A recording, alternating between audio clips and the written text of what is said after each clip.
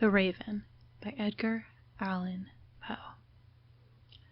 Once upon a midnight dreary, while I pondered, weak and weary, over many a quaint and curious volume of forgotten lore, while I nodded, nearly napping, suddenly there came a tapping, as if someone gently rapping at my chamber door. "'Tis some visitor," I muttered, tapping at my chamber door. Only this, and nothing more. Ah, distinctly I remember, it was in the bleak December, and each separate dying ember wrought its ghost upon the floor. Eagerly I wished the morrow, vainly I sought to borrow from my books surcease of sorrow, sorrow for the lost Lenore, for the rare and radiant maiden whom the angels name Lenore, nameless here for evermore. And the silken, sad, uncertain rustling of each purple curtain thrilled me, filled me with fantastic terrors never felt before, so that now, to still the beating of my heart, I stood repeating, "'Tis some visitor entreating entrance at my chamber door, some late visitor entreating entrance at my chamber door. This is it, and nothing more. This it is, and nothing more." Presently my soul grew stronger, hesitating then no longer. "Sir," said I, "or madam, truly your forgiveness I implore. But the fact is I was napping, and you so gently came rapping, and so faintly you came tapping, tapping at my chamber door, that I scarce was sure I heard you." Here I opened wide the door. Darkness there, and nothing more. Deep into that darkness peering, long I stood there, wondering, fearing, doubting, dreaming dreams no mortal ever dared to dream before. But the silence was unbroken, and the stillness gave no token, and the only word there spoken was the whispered word, "Lenore?" This I whispered, and an echo murmured back the word, "Lenore!" Merely this, and nothing more. Back into the chamber turning, all my soul within me burning, soon again I heard a tapping somewhat louder than before. "Surely," said I, "surely that is something at my window lattice. Let me see, then, what there it is, and this mystery explore. Let my heart be still a moment, and this mystery explore. 'Tis the wind, and nothing more."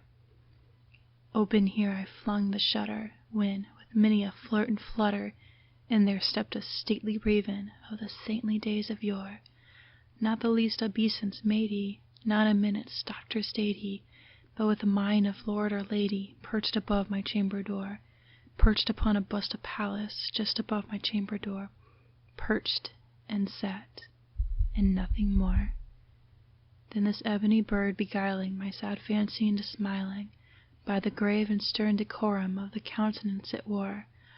"Though thy crest be shorn and shaven, thou," I said, "art sure no craven, ghastly grim and ancient raven wandering from the nightly shore. Tell me what thy lordly name is on this night's Plutonian shore." Quoth the raven, "Nevermore."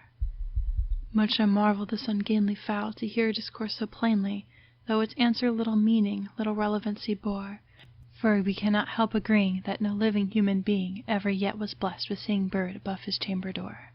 Bird or beast upon the sculptured bust above his chamber door, with such name as Nevermore. But the raven, sitting lonely on the placid bust, spoke only that one word, as if his soul in that one word he did outpour.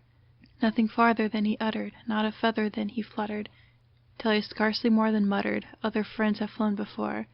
On the morrow he will leave me, as my hopes have flown before." Then the bird said, "Nevermore."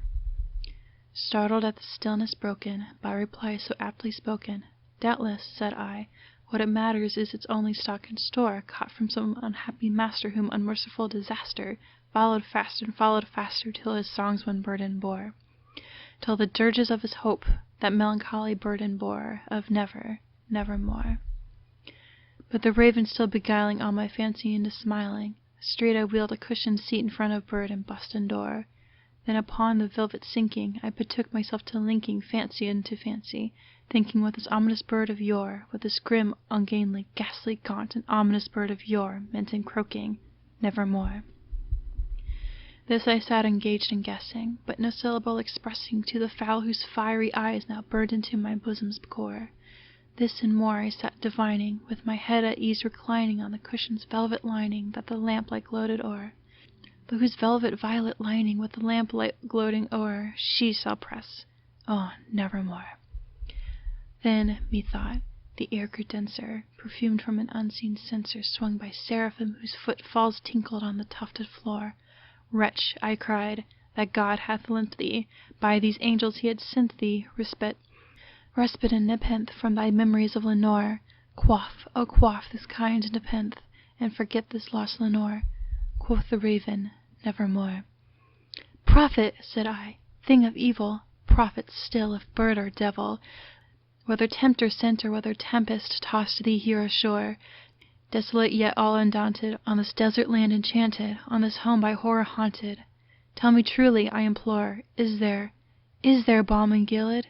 Tell me, I implore. Quoth the raven, nevermore. Prophet, said I, thing of evil, prophet still of bird or devil, by that heaven that bends above us, by that God we both adore, tell this soul with sorrow laden if, within the distant Aidenn, shall clasp a saint and maiden whom the angels named Lenore. Clasp a rare and radiant maiden whom the angels named Lenore. Quoth the raven, nevermore. Be that word our sign of parting, bird or fiend, I shrieked upstarting. Get thee back into thy tempest and in the night's plutonium shore. Leave no black plume as a token of that lie thy soul hath spoken. Leave my loneliness unbroken. Quit the bust above my door. Take thy break from out thy heart, and take thy form from off my door. Quoth the raven, nevermore. And the raven never flitting, still is sitting on the pallid bust of Pallas just above my chamber door. And his eyes have all the seeming of a demon's that is dreaming, and the lamplight o'er him streaming throws his shadow onto the floor, and my soul from out that shadow that lies floating on the floor shall be lifted, nevermore.